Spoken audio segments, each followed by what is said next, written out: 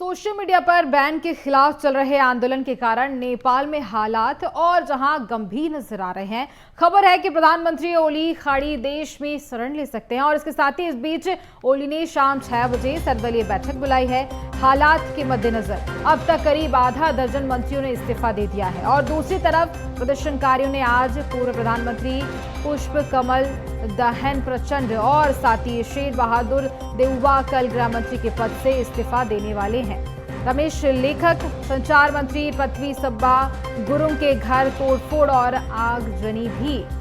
की है। कृषि मंत्री रामनाथ अधिकारी और साथ ही जहां स्वास्थ्य मंत्री प्रदीप पौडेल ने भी इस्तीफा दे दिया है और कहा है कि ऐसी स्थिति में सरकार में बने रहने का कोई मतलब नहीं है। वैसे नेपाल सरकार ने हिंसक प्रदर्शन के बाद सोशल मीडिया पर प्रतिबंध हटाने का ऐलान किया, लेकिन आज सुबह से प्रदर्शनकारी फिर से सड़कों पर उतर आए हैं और सरकार के खिलाफ अपनी नाराजगी जाहिर कर रहे हैं। इस दौरान प्रदर्शनकारी नारेबाजी करते हुए पीएम ओली के इस्तीफे की मांग भी कर रहे हैं। साथ ही हालात के मद्देनजर नेपाल की सेना भी अलर्ट पर है। सेना के प्रवक्ता असिस्टेंट कर्नल राजाराम बस्नेत ने बताया है कि जहां आर्मी हेडक्वार्टर पर सैन्य अधिकारियों की बैठक चल रही है, उधर भारत भी नेपाल के घटनाक्रम पर लगातार नजर बनाए हुए है। विदेश मंत्रालय ने कहा है कि हमें उम्मीद है कि सभी संबंधित पक्ष संयम बरतेंगे और शांतिपूर्ण तरीकों और साथ ही बातचीत के जरिए किसी भी मुद्दे का समाधान करेंगे।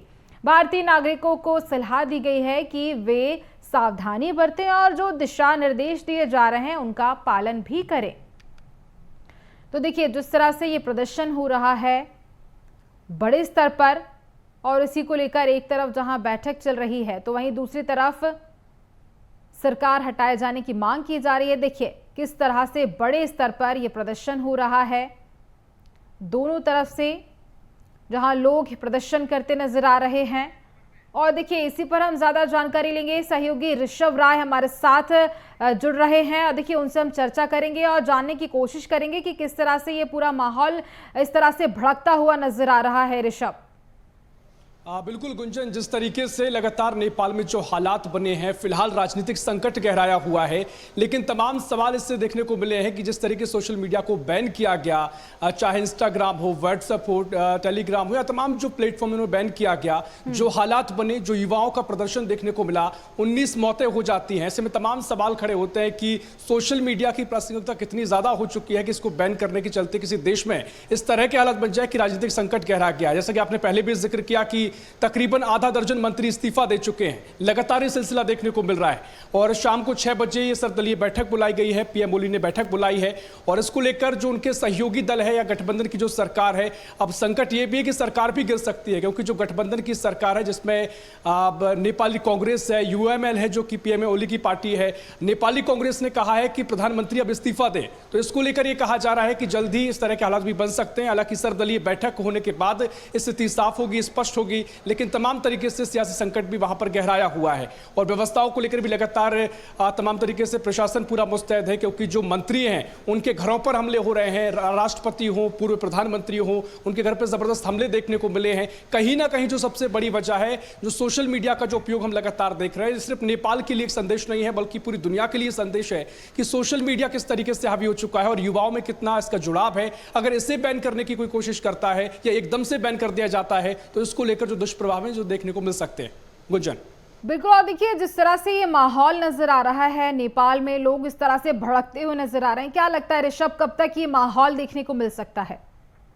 बिल्कुल, देखिए अभी तो सरकार ने जो बैन लगाया था वो हटा लिया है। सरकार ने ये भी कहा कि जो पहले फैसला लिया गया था उससे हमें कोई भी इतना वो फैसला गलत नहीं था, सही फैसला लिया गया था, लेकिन अब चूंकि हालात ऐसे बने हैं तो उस पर बैन हटाना पड़ रहा है। लेकिन अब जो स्थिति बनी है मुझे लगता है कि उसमें थोड़ा समय लगेगा, क्योंकि अभी युवाओं में काफी आक्रोश भी देखने को मिल रहा है और ये अगर स्थिति को जल्दी उसको प्रशासन ठीक करता है, जो फैसला तो ले लिया गया है लेकिन अब क्या कुछ जमीन पर हालात हैं ये आगे देखने को मिलेंगे, क्योंकि जो मुख्य अभी सभी की निगाह है वो सर्वदलीय बैठक पर है। इसमें क्या फैसला होता है, क्या स्थिति बनती है, कोई सियासी संकट गहराता है कि नहीं गहराता है। हालांकि कई देशों में इससे पहले ऐसे हालात देखने को मिल चुके हैं जहां पर वजह कई रही है, लेकिन सियासी संकट जब गहराता है तो सरकार का तख्ता पलट भी होता है या फिर कई तरह के और भी ऐसे परिणाम देखने को मिलते हैं। लेकिन देखना महत्वपूर्ण होगा सर्वदलीय बैठक के बाद क्या फैसला लिया जाता है। ऋषभ, क्या लगता है सोशल मीडिया बैन किए जाने को लेकर के बड़ा फैसला लिया गया था, क्या कारण हो सकता है इसके पीछे का?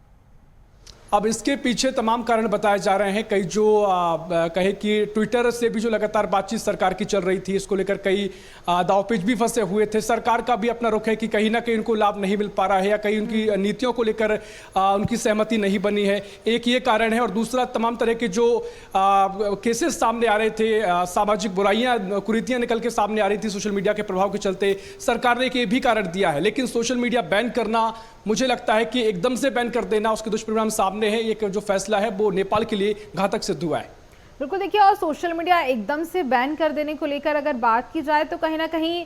देखिए, दुरुपयोग तो हो ही रहा है सोशल मीडिया का, लेकिन कुछ अच्छी चीजें भी हैं जो सोशल मीडिया के जरिए लोगों को कनेक्ट करती हैं, युवाओं को नई नई चीजें सिखाती हैं, बताती हैं। और इस तरह से एकदम से सोशल मीडिया का पर बैन कर देना, वाकई क्या ये सही फैसला था सरकार की ओर से? नहीं, बिल्कुल गुंजन, देखिए, ये सिर्फ नेपाल का, मैंने पहले कहा कि नेपाल के लिए एक संदेश नहीं है इस तरह की घटनाएं होना, दुनिया भर के लिए एक बड़ा संदेश है। सोशल मीडिया का उपयोग जितना तेजी से बढ़ा है, क्योंकि हर कोई अब सोशल मीडिया का आदी हो गया है और आदी भी हुआ है, और इसके अलावा कई तरीके से इसके यूज भी हैं, क्योंकि जिस तरीके से इंफॉर्मेशन जो वर्ल्ड में जो क्रांति आई है, लगातार जो सूचनाओं का प्रसारण तेज हुआ है, अब उसके चलते लोगों को एकदम से अगर ये कह दिया जाए कि सोशल मीडिया एकदम बैन है, इसका उपयोग आप नहीं कर सकेंगे, तो खासकर युवाओं जो लगातार जुड़े हुए हैं, सिर्फ युवा इस वजह से नहीं जुड़े हैं कि कुछ एंटरटेनमेंट देखने को मिल रहा है, कुछ जानकारी मिल रही है, कई जो लगातार हम देख रहे हैं कि डिजिटल इकोनॉमी जो बढ़ी है, लोगों के रोजगार से लेके लोग तमाम तरीके से इससे अब पैसा भी कमा रहे हैं, तो कहीं ना कहीं अगर वो बैन होता है तो उनके साथ जो उनको हानि होती है, जो उनके जो इनकम में कहें कि बंद एकदम से इनकम हो जाए, जो युवा इससे पूरे डिपेंड हो चुके हैं, उनके लिए करियर का एक जरिया बन चुका है, अगर इसको बैन किया जाए तो इसके दुष्परिणाम जो देखने को मिले हैं वो दुनिया भर के लिए संदेश है कि इस तरह से एकदम से बैन करना, ये मुझे नहीं लगता कि उचित हो सकता है। बिल्कुल, और देखिए, युवाओं का जो एडिक्शन देखने को मिल रहा है सोशल मीडिया पर, वो भी कहीं ना कहीं ये बता रहा है कि काफी नुकसान सोशल मीडिया के जरिए हो रहा है। खैर, तमाम जानकारी के लिए बहुत धन्यवाद ऋषभ आपका।